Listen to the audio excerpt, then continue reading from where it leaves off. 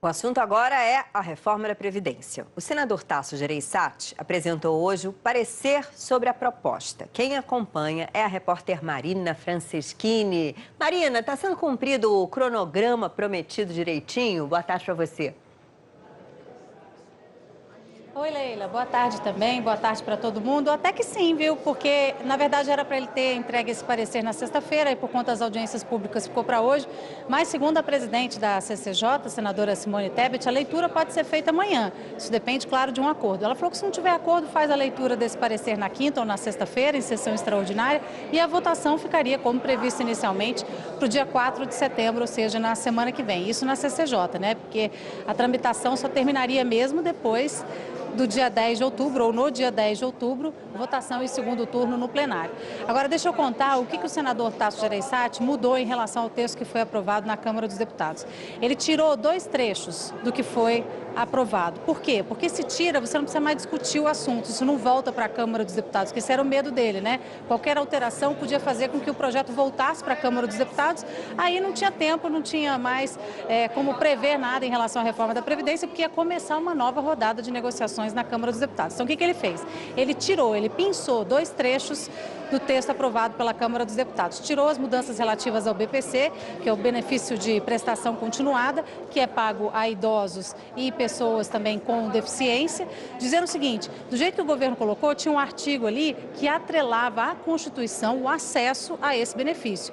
Justamente o que a equipe econômica queria? Evitar a judicialização, que as pessoas entrassem na justiça para brigar para ter acesso ao benefício. E aí o senador Tasso falou: não, mas essas famílias que teriam sido beneficiadas brigando na justiça são justamente as mais pobres, então a gente não pode prejudicá-las, vou tirar essa história do BPC.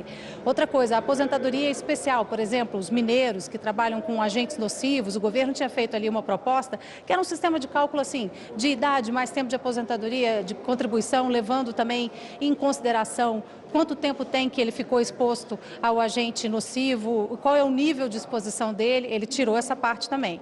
Aí, o que ele acha que tem que mudar, mas não pode mudar o coração da reforma da Previdência para evitar justamente a volta para a Câmara dos Deputados. O que ficou na proposta paralela, que vai tramitar separadamente da reforma da Previdência? A questão da inclusão de estados e municípios, com uma ressalva de que os governos estaduais vão ter que aprovar esse parâmetro das regras aqui, que serão aprovadas no Congresso, lá nas Assembleias Legislativas, e, se aprovadas essas regras, a adesão dos municípios fica sendo automática. Se reprovar, aí eles têm que brigar de forma autônoma, os municípios. Mas, se aprovar, fica tudo certo. Isso em relação também aos estados e municípios, porque a Câmara tirou, fez cara feia, deu a briga lá com os governadores, eles não quiseram colocar. Então, fica uma iniciativa do senador Tasso Gereissati numa proposta paralela. Outra coisa, pensão por morte também ficou numa proposta paralela. O que ele quer? Garantir que nenhum segurado ganhe menos de 1,6 salários mínimos. Mas em que situação? Contando a pensão mais um outro benefício formal que esse trabalhador receba. Lá na Câmara dos Deputados, essa discussão também, por conta da pensão por morte, ficou muito acirrada ali, principalmente porque a oposição dizia que, do jeito que estava, dava brecha para que a pessoa recebesse menos de 1 salário mínimo na pensão por morte, então ele resolveu tratar desse assunto numa proposta paralela. E aí falou em perda, né? Porque, claro, vai tirar a BPC, vai tirar a aposentadoria especial, vai fazer essas mudanças em uma proposta paralela. E ele diz o seguinte: no fim das contas vai ter uma receita entrando, que isso está também dentro das sugestões dele, e não vai ter perda, vai ter mais de 1 trilhão de economia, sendo que a proposta chegou aqui com 933 bi. Quais são essas receitas? Fim da isenção para entidades filantrópicas, com exceção de santas casas e de assistência social, porque elas passariam a pagar uma contribuição, e ele que fez questão de frisar várias vezes que isso não é imposto, é só uma contribuição. E fim da isenção para os agroexportadores, que foi uma vitória da bancada ruralista derrubar essa contribuição dessa categoria. Obrigada, Marina, pelas suas informações. Pois é, como a Marina acabou de dizer, voltou-se a falar em mais de 1 trilhão de reais de economia. Vamos voltar a falar com a Natuza Neri. É interessante como essa conta, né? Esse é quase 1 trilhão, aí 933 bi, aí agora volta a passar de 1 trilhão, mas com vários detalhezinhos para se chegar nesse número, e isso ao longo de 10 anos também, né, Natuza? Pois é, eu costumo conversar com técnicos do Ministério da Economia, Leila, e eles mesmos dizem o seguinte: a gente só vai saber o tamanho real dessa economia quando o texto estiver aprovado, quando os técnicos fizerem as contas finais por hora é mais um jogo de aproximação, mais um cálculo aproximado.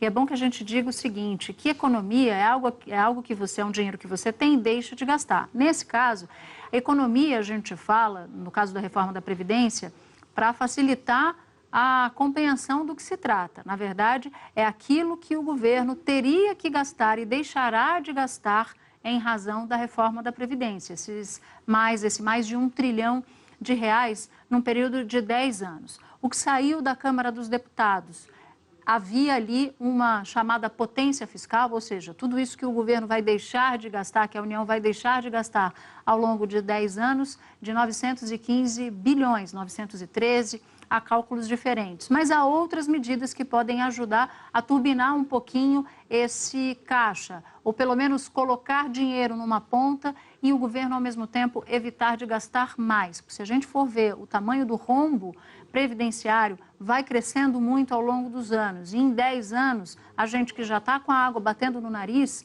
a Previdência brasileira sofreria e já está sofrendo riscos ainda maiores. Agora, qual é a grande preocupação e por que esse calendário no Senado está sendo conduzido à risca? Porque, do ponto de vista político, como tem muita instabilidade, há um certo temor de discutir demais um texto que já vai ter que ser chancelado pelo que saiu da Câmara, porque senão a parte do que foi alterada tem que voltar para a Câmara dos Deputados. Se demorar muito, se ficar cozinhando muito esse galo, pode ter influência da atmosfera política eventualmente mais conturbada e aí perde-se uma oportunidade inédita de destravar esse texto de uma vez por todas. Então, há um pouco de senso de urgência pelo Senado, no Senado Federal, para tirar isso da frente logo de uma vez. Até porque a economia brasileira está numa situação de extrema fragilidade. A reforma da Previdência ajuda bastante, é uma boa tarefa de casa, mas não é a única tarefa a ser feita. Tem uma série de privatizações que o governo está apostando e contando para dar um fôlego no Caixa Federal e também há uma reforma tributária. Essa, muitos dizem até mais difícil de se conseguir consenso do que a reforma da Previdência, mas o fato é que o Congresso Nacional está disposto a travar essa discussão pelo menos neste momento. Então, há muita disposição, mas um cenário desafiador pela frente. Leila, agora tem que aproveitar a janela, tem que fazer o uso dessa janela de oportunidade para evitar que eventuais turbulências, eventuais inseguranças sobre a capacidade de o Congresso, Câmara e Senado aprovarem essas medidas agora passe. Não dá para deixar esse cavalo selado passar sem que se monte nele, não. Por isso, a urgência de alguns senadores, em especial do relator da reforma, o senador Tasso Gereissati, e do presidente do Senado, Davi Alcolumbre, também. Pois é, tá chegando setembro, né? Eu brinco que quando passa ali o Dia da Criança, ali em outubro, o ano acabou. Aí ano que vem, 2020, eleição para prefeito, aquela coisa toda, aí fica tudo mais difícil. Obrigada, Natúzia, mais uma vez.